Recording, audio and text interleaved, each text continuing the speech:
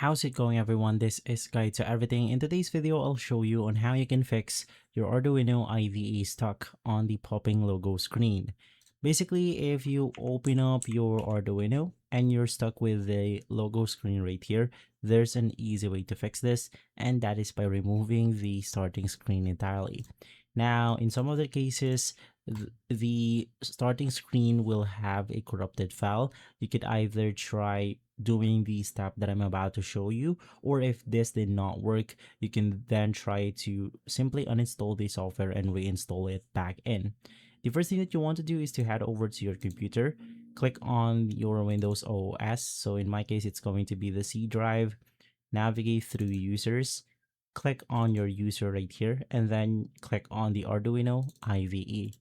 Before you do this, you want to make sure that your Arduino is closed, and then you want to delete the Arduino-CLI.WAML.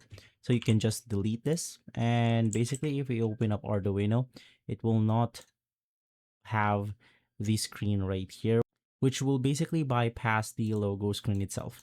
But unfortunately, in my case, it downloaded it again. So you can just click on keep deleting this, and basically from there this will then download it, making sure that the logo is simply updated. And so guys, if this video has been helpful, leave a like, subscribe, and follow Guide to Everything for more videos like this. Thanks for watching.